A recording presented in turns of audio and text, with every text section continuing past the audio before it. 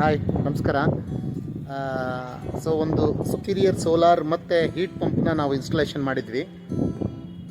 ಅದರದ್ದು ಇನ್ಸ್ಟಾಲೇಷನ್ನು ಒಂದ್ಸಲಿ ಅದರ ಪ್ಲಂಬಿಂಗ್ ಡ್ರಾಯಿಂಗ್ ಎಲ್ಲ ಹೆಂಗೆ ಮಾಡೋದು ಅಂತೇಳಿ ಒಂದ್ಸಲ ವಿಡಿಯೋ ಮಾಡೋಣ ಅಂತ ಮಾಡ್ತಾಯಿದ್ವಿ.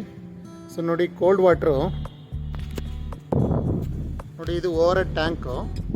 ಓವರ್ ಹೆಡ್ ಟ್ಯಾಂಕಿಂದ ಕೋಲ್ಡ್ ವಾಟ್ರು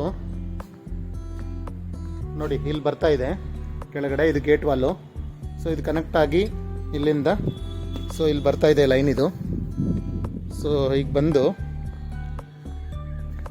ನೋಡಿ, ಇಲ್ಲಿ ಕೋಲ್ಡ್ ವಾಟರ್ ಇನ್ಲೆಟ್ ಅಂತ ಇದೆ. ಇದು ಓವರ್ ಹೆಡ್ ಟ್ಯಾಂಕಿಂದ ಬಂದು ಇನ್ಲೆಟ್ ಆಗುತ್ತೆ ಇಲ್ಲಿ ಕೋಲ್ಡ್ ವಾಟ್ರು. ಅದಾದಮೇಲೆ ಔಟ್ಲೆಟ್ ನೋಡಿ, ಇಲ್ಲಿ ಹಾಟ್ ವಾಟರ್ ಔಟ್ಲೆಟ್ ಅಂತಿದೆ.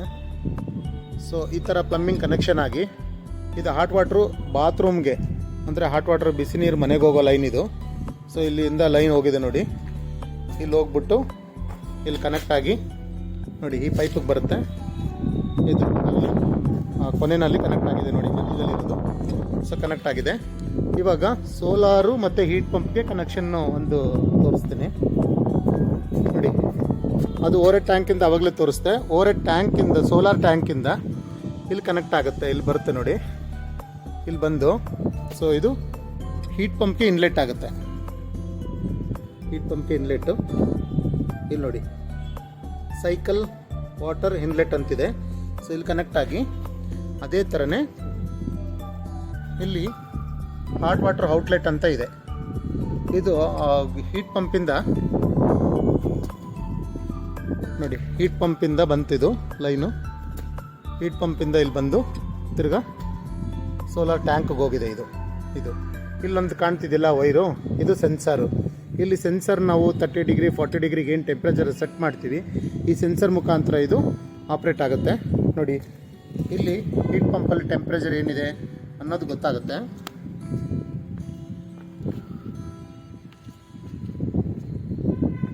ಜಸ್ಟ್ ಇಲ್ಲಿ ಎಲೆಕ್ಟ್ರಿಕಲ್ ಪಾಯಿಂಟ್ ಇರುತ್ತೆ. ವೈರ್ ಇನ್ನೂ ಕನೆಕ್ಷನ್ ಮಾಡಿಲ್ಲ.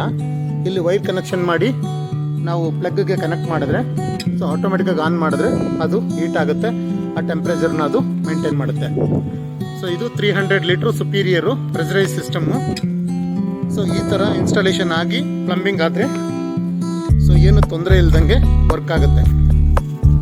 ಅಪ್ ಟು ನಮ್ಮದು 5 kg ಪ್ರೆಷರ್ ಕೊಡ್ಬೋದು ಇದಕ್ಕೆ.